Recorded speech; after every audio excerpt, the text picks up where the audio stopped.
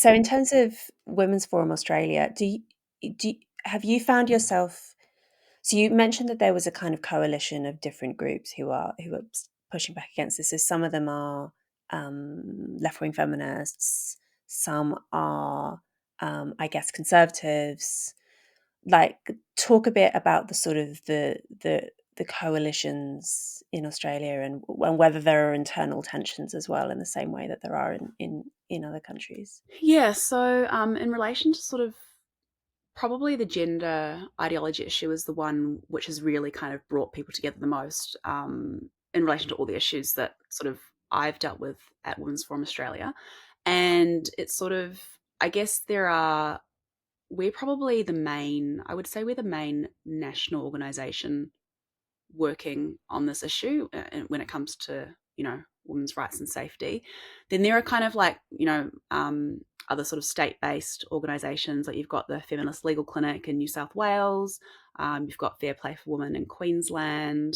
They deal more with the sports, but also the prison issue. I think it's Fair Go for Queensland Women. Anyway, so there are a few sort of state-based organisations, and then there are some really solid individuals. So there are a few really good politicians, like Moira Deeming in Victoria. We've got Senator Claire Chandler in Tasmania. We've got Senator Amanda Stoker, who hasn't actually been in Parliament lately, but hopefully she'll be going back at a state level soon. We've got Senator Alex Antic, who actually recently proposed a bill to ban medicalised gender affirmation of kids. And then there's other sort of individual women's advocates as well. And so by and large, we've worked very well on a lot of things, like for example, we've run a few different campaigns where we've had different groups and women kind of sign up to those and really help to push those out. Some people don't necessarily want to collaborate in a public way because of disagreement around other issues, but are still very happy to work with us behind the scenes. And then I think, as with all countries, and I know that it's happening in the UK, unfortunately, as well, there are those kind of like, little internal disagreements and I think personality clashes, which I try to stay well out of.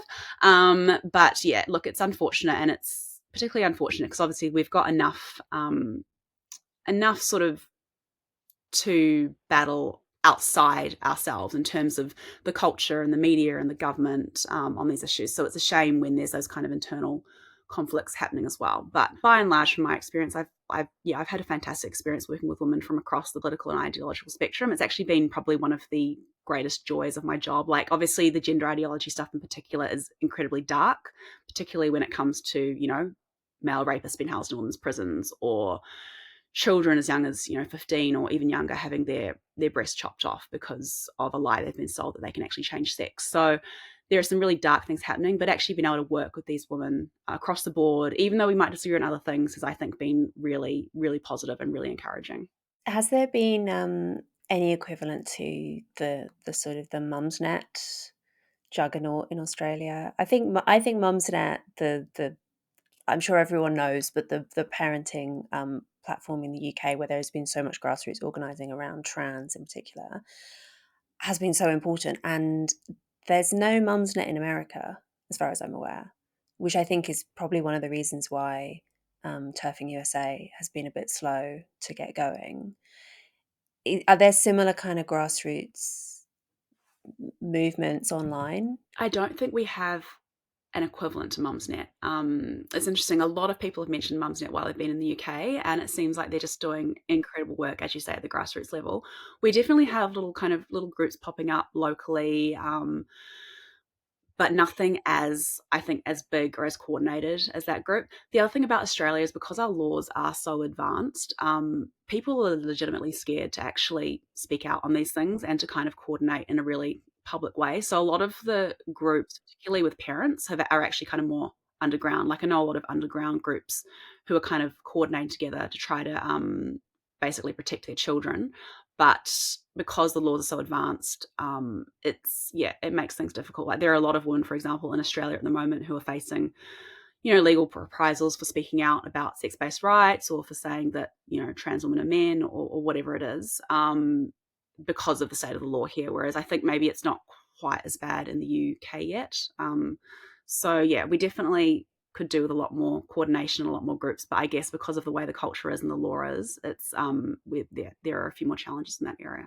When you say legal reprisals, are these is this criminal stuff or defamation, or like what are the ways in which people are being intimidated into being silent on these issues? Yeah, so it's sort of a bit of a combination. So there are at the moment, I think, a few different councillors in different states facing legal action from their councils for speaking out about sex-based rights, single sex changing rooms, sports, that sort of thing. Um, there is a woman called Curly Smith who runs an organization called Binary, which is actually another organization that's really strongly advocating for single sex spaces and protecting children.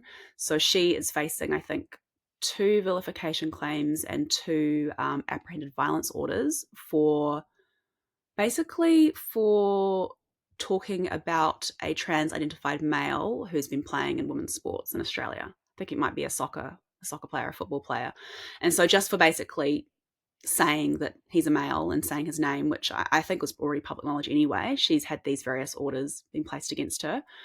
And then probably our most high profile case at the moment is that of Sal Grover, who is a Gold Coast businesswoman who started a woman only social networking app and is basically being sued under human rights law for not allowing a trans identified male to use the app.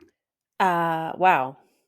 So yeah, so when you say the laws are advanced, you really mean it in terms of the yeah, we don't have. I mean, the problem that we have in the UK generally is that our free there are some laws available, like Public Order Act and malicious communications and so on, which are quite loosey goosey in terms of how they're written, and so they have been used in practice to criminalise speech, including online speech. It sounds as if the legal regime in Australia is much more like pointedly directed against Yeah, politically that's right. seditious speech or hate Yeah, and I speech. mean, Yeah.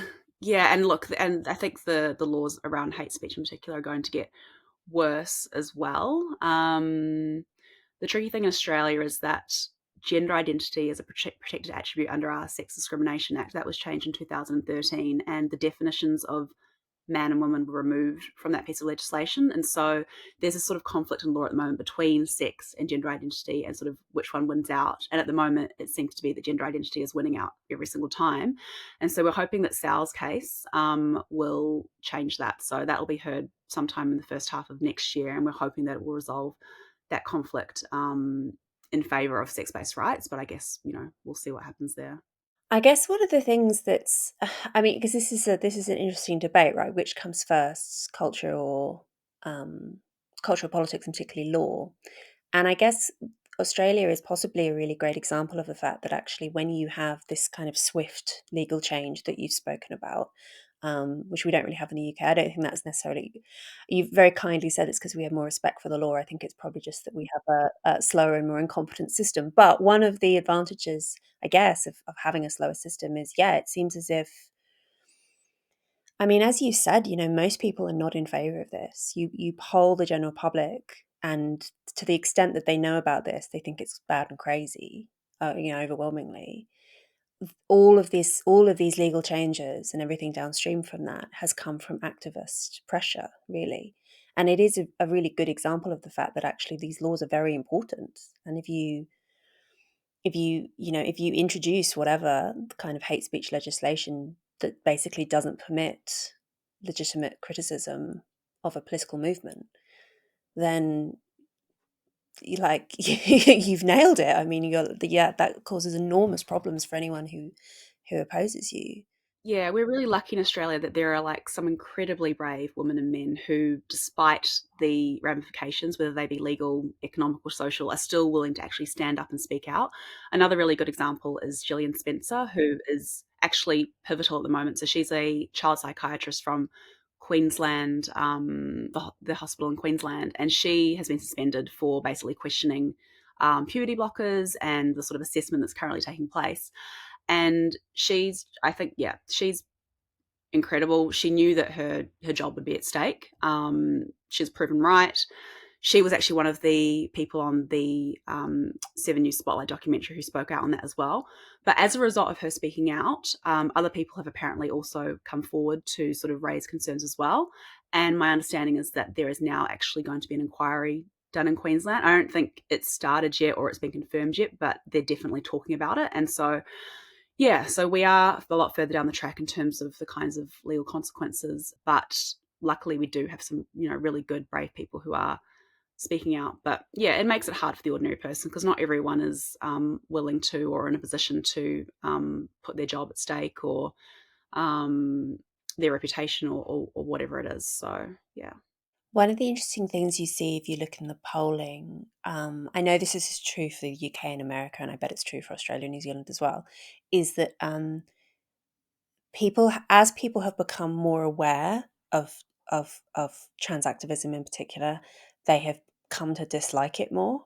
So if you look at polls from 5 or 10 years ago, you have lots of people who just don't know or care what it is. I mean, most normal people just don't follow this stuff very closely, and they're probably right to, Um, but then as they've become more aware, people have cottoned on to the fact that this is bad news, which does suggest that the activists, I mean, they've clearly made a lot of wins, but they're they have an uphill battle against public opinion to some extent. Like the way that I mean, like the way that Stonewall successfully operated, for instance, and I bet this is true for Acon as well, is you basically push things through extremely swiftly through back channels and hope that people don't notice. Is basically the best strategy they've got when you're battling against public opinion. And the hope is, from their perspective, that you do this, and then you end up downstream with people changing their minds about things. You end up influencing public opinion. But I think there's probably a limit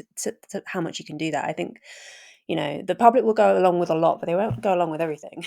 That's right. I think you're exactly right. Like the only way for the activists to actually push the stuff through is to do it basically in the dark. They do it where people aren't seeing it happening. And that's sort of what's happened with, I think, a lot of our laws over here. People just didn't really realize, like, when you're making changes to the Birth, Deaths and Marriages Act, like, that doesn't really sound like a big deal. But when the change you're making is that, well, now actually anyone can change their legal sex and be treated as that sex for all intents and purposes under law.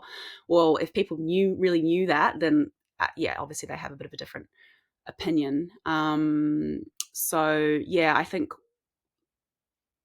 when the ordinary person finds out, and I think they are starting to find out, particularly when it comes to issues like sport. Like I think, the Leah Thomas issue in the US really helped to kind of catapult that into the public sphere. And pretty much every single person I speak to about the sport issue is like, yeah, that's insane. Males shouldn't be competing on the sport. And so I think, yeah, the media coverage of that has been really, really important. And I think, like we saw with the Sturgeon thing in particular in Scotland, the interview that she did where she was being asked about the male rapists in women's prisons, and the interviewer just really kind of pushed on her and was like, okay, but do you think that men should be in women's prisons? Do you think that women should be in men's prisons? Like, he kept pushing. And I think it's a really good example of when this ideology is kind of held up just to really basic common sense interrogation, it just completely falls apart. And I think if we had that happening more often and we didn't have the protection racket of the media and the government and so on, it would just be very, very obvious to everyone. My husband always said, no, okay, no, to be fair about the sequence, my husband started off as being kind of mindlessly pro-trans, and I still remind him of this, okay, like 10 years on, that he was scolding me at the beginning of our relationship for being transphobic. Once he got over that, he always said that he thought sport would be the thing that would get normal people engaged, because the problem is with, say, prisons, is most people are never going to see the inside of a prison.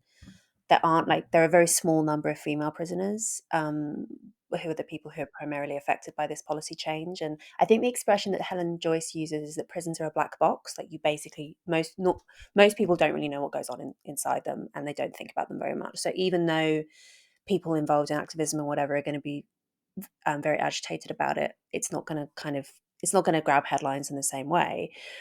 Whereas sports, and particularly in Australia where people love sports, right? And you have pictures of like these enormous, obvious men next to female athletes. I think I think that's the kind of that it's the imagery in particular which really gets people going and makes them think, oh no, hang on, that is absolutely not on. I think that's 100% right. And I think, like, I agree with you. When you hear about the prisons issue, like, as someone who's working in this area, it's so horrific because you think of these poor, vulnerable women who are locked up with these violent male offenders. But as you say, the ordinary person just doesn't really understand that, I guess, or just doesn't really have any kind of point of reference because they either haven't looked into the issue or they don't know anyone who's involved. But yeah, a lot of people have either played sport or they've got a child who plays sports. I mean, I think parents in particular, when it comes to their daughters playing in teams that now, can have males in them, that's something that's incredibly concerning for them when it comes to their daughter's safety. So I think on a lot of levels, the sport issue is going to probably be the one that we are able to make more headway on. Yeah. That and I think also the medicalized gender affirmation of kids, because even if not every child is being trans, every child now has been exposed to gender ideology in schools, and that's something that I think parents are incredibly, incredibly concerned about.